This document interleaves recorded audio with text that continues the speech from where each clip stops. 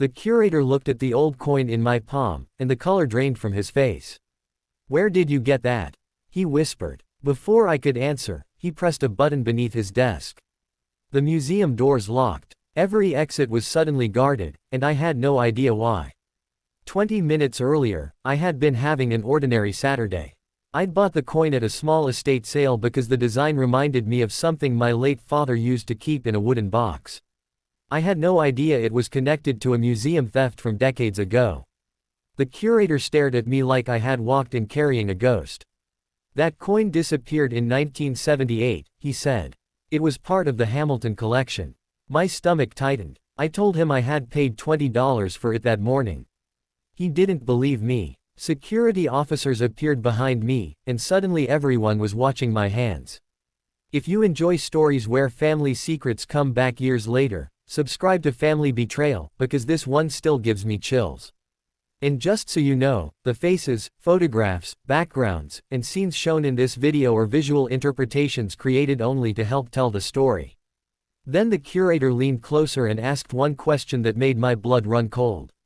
"What was your father's name?" I told him. He stepped backward. "Oh my God," he whispered. "You're his son." I thought he was mistaken, but then he brought me into a private office and shut the door. On an old monitor, he showed me photographs from the museum archive.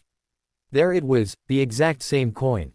It had been donated by a wealthy collector named Richard Hale, then vanished during a security breach in 1978.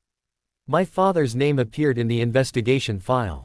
My hands started shaking. Dad had always refused to talk about his younger years.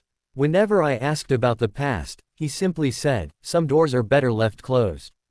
Now I understood why. The curator explained that one museum employee had been suspected, but the coin was never recovered. Then he noticed something on the edge of my coin, tiny initials scratched into the metal. They matched the initials of the missing employee.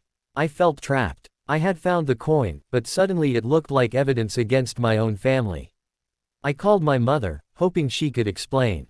She went silent when I mentioned the coin. Then she said, "Listen to me carefully. Do not give that coin to anyone." The call ended. I stared at the phone, completely confused. Why would my mother be afraid of a piece of metal? The curator wanted to contact the police, but I asked for 1 hour.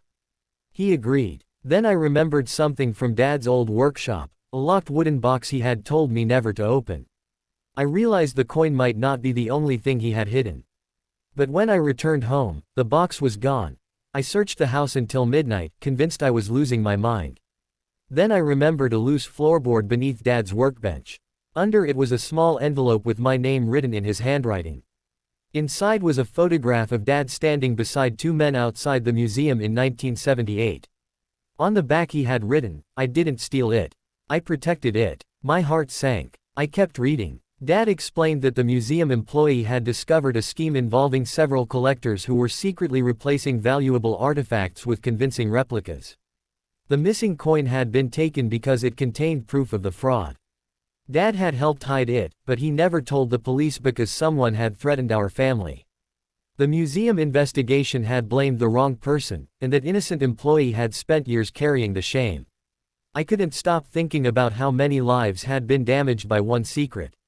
Then another envelope fell from the photograph. It contained a receipt from the estate sale where I had bought the coin. The seller's name was listed clearly. It was my mother. I called her again. This time she answered. Her voice broke before I even spoke. She admitted she had found the coin among Dad's belongings after he died. She had secretly sold it because she needed money, never realizing its history. She had begged me not to hand it over because she feared Dad's secret would destroy his reputation. I was furious, but underneath the anger was something worse, disappointment. Then the curator called me. "Come back to the museum," he said. "I found something in the archive you need to see." The curator showed me a sealed box containing the original investigation notes. Inside was a letter from the museum director written in 1978. It confirmed everything Dad had said. The employee blamed for the theft had been innocent. Dad had recovered the coin and hidden it until the investigation could be reopened, but before he could expose the scheme, the people involved threatened him. He spent the rest of his life carrying a secret he believed would protect us. I stood there holding the coin, suddenly understanding my father in a way I never had before. The museum cleared the employee's name, and the curator asked whether I would donate the coin back. I said yes, but only after my father's story was included with it. Months later, the museum created a small display explaining what really happened. My mother came with me to see it. We stood silently in front of the coin, and she finally cried. I didn't forgive everything that day, but I understood why she had been afraid. That experience changed the way I saw family. Secrets may feel like protection, but sometimes they become another kind of burden. Looking back, the strangest part wasn't that an old coin had nearly destroyed my ordinary life. It was that something my father had hidden for decades finally gave me the truth I had always wanted. So let me ask you, if you discovered that a family secret could clear someone's name but expose someone you loved, what would you do? For me, the answer became simple. Truth hurts once, but a lie can hurt generations. If this story stayed with you, share it with someone who believes family secrets should always stay buried, and subscribe to Family Betrayal for more stories. Sometimes the smallest thing in your pocket can carry the biggest truth of your life.